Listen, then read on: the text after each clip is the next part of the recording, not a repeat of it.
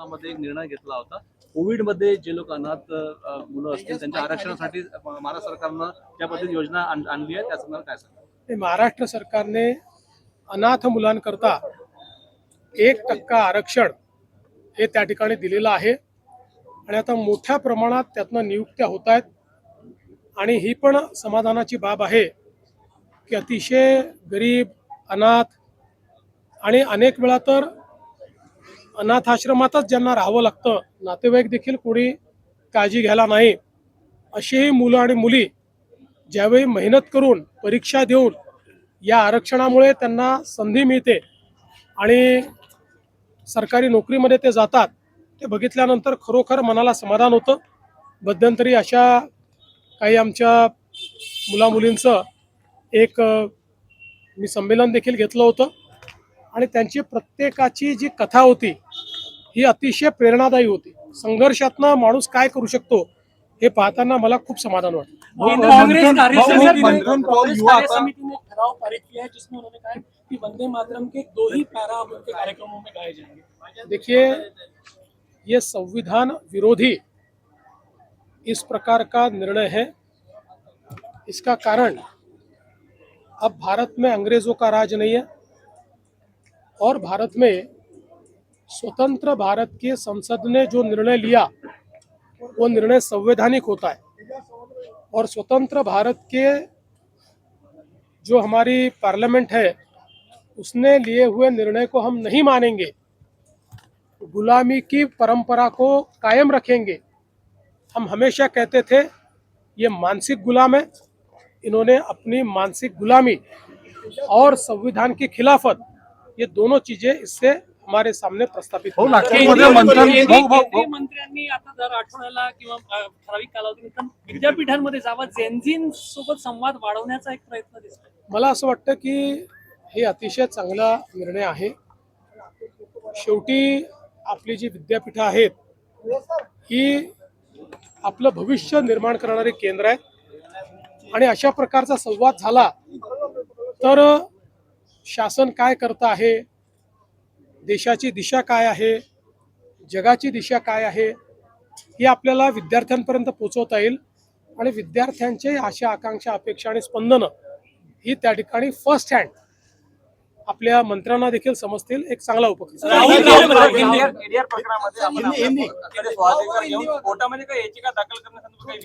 कुठला विषय?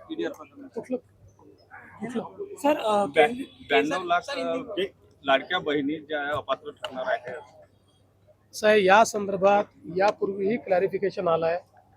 रोज रोज तीच बातमी काही लोक देतात, पुन्हा त्याच चर्चा करतात. पुन्हा एकदा सांगतो, त्याचे नियम आणि निकष होते, त्याची तपासणी CAG करतं. एकही पैसा नियम आणि निकषाच्या बाहेर जाऊन देता येत नाही. आपण योजना सुरू केल्यानंतर कोणाला त्रास होऊ नये म्हणून योजना सुरू केली, कारण इतक्या मोठ्या प्रमाणात तपासणी करणं हे महिन्यात, 2 महिन्यात, 4 महिन्यात शक्य नव्हतं. त्यानंतर आपण तपासणी सुरू केली. EKYC हा त्यातला महत्त्वाचा मुद्दा होता. ज्या लोकांच्या लक्षात आलं की आम्ही नियमाच्या बाहेर त्या ठिकाणी लाभ घेतलेला आहे, त्यांना वारंवार संधी देऊन त्यांनी EKYC केलं नाही. 1,65,00,000 बहिणींनी EKYC केलं, त्यामुळे त्या पात्र ठरल्या. त्यांना रेग्युलर कुठलाही खंड न पडता पैसे मिळत आहेत. काहींनी EKYC केलं नाही. अनेक लाखो बहिणींचं त्या ठिकाणी असं लक्षात आलं की इन्कम टॅक्स पेई परिवार आहे, आपल्या याच्यात इन्कम टॅक्स पेई चालत नाही. कारण ही योजना ज्या बहिणींना मदतीची गरज आहे, आधाराची गरज आहे, किंवा ज्यांना स्वतःच्या पायावर उभं राहायचं आहे त्यांच्याकरता आहे.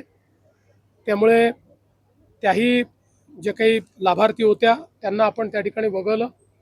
काही आपल्याला कल्पना आहे पुरुष लाभार्थी होते, त्या पुरुष लाभार्थ्यांवर तर आपण कारवाईच करतोय, त्यांच्याकडनं वसुली देखील आपण करतोय. काही सरकारी कर्मचारी होत्या, आता कदाचित त्यांनी सगळेच अप्लाय करतात म्हणून करून टाकलं, पण त्यांच्यावरही मला असं वाटतं की थोडी शिस्तभंगाची कारवाई ही करावीच लागेल.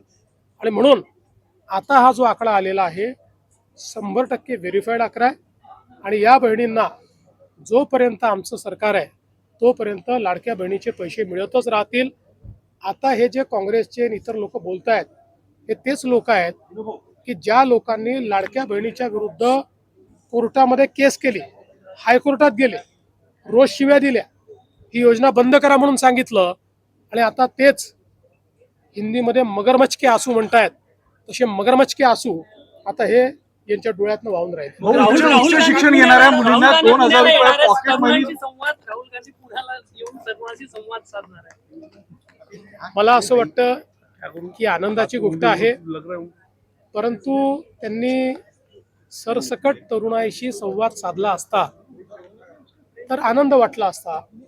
माझ्याकडे जी माहिती आहे त्यामध्ये काँग्रेसच्या नेत्यांच्या द्वारे संचालित जी महाविद्यालय आहेत त्यातल्याच मुलींचं रजिस्ट्रेशन करायचं आणि त्यांनाच तिथे आणायचं, अशा पद्धतीचे आदेश आहेत. पण ठीक आहे, तेही आपल्याच मुली आहेत, त्यांच्याशी संवाद साधला तरी आनंद. उच्च शिक्षण घेणाऱ्या मुलींना 2000 रुपये महिना. आ रहा है छात्रों की गूंज नाम का उनका इवेंट है, वो करने जा रहे हैं. देखिए, छात्रों की गूंज है या राहुल गांधी अपनी जमीन तलाश रहे हैं, ये तो मैं नहीं जानता, लेकिन जो मुझे जानकारी है अगर वो एक ओपन इस प्रकार का इवेंट करते तो शायद ये छात्रों से संवाद होता. अभी पूना और पूना के आसपास जितनी कांग्रेसियों की संस्थाएं हैं, शिक्षा संस्थाएं, उन संस्थाओं की ही लड़कियों को रजिस्टर करना, इस प्रकार का आदेश दिया गया है. उनका ही रजिस्ट्रेशन करके उनको ही वहाँ पर एंट्री मिलने वाली है. तो कुल मिलाकर एक कंट्रोल्ड एनवायरनमेंट में ये कार्यक्रम होने वाला है, और जो आइडियोलॉजी को मानते हैं ऐसे ही लोग वहाँ आए, ऐसा प्रयास होने वाला है. इसलिए छात्रों की गूंज हम इसको कहेंगे, लेकिन उसके साथ साथ कांग्रेसियों के माध्यम से जिनको बुलाया गया उनके साथ ये मोनोलॉग है, ऐसा मैं कहना चाहूँ. मुख्यमंत्री वंदे मातरम संदर्भात मोकळा झाला तेव्हा नवीन धोरण बंदी उठवली आहे. नाही, मला माहित नाही कुठली बंदी. वंदे मातरम संदर्भात काय सांगाल? काँग्रेसने ठराव केलेला आहे. काँग्रेसची गुलामगिरीची मानसिकता आणि संविधानाचा विरोध हा स्पष्ट झालेला आहे. खरं म्हणजे हा काही इंग्रजांचा भारत नाही. भारतरत्न डॉक्टर बाबासाहेब आंबेडकरांनी संविधान तयार केलं.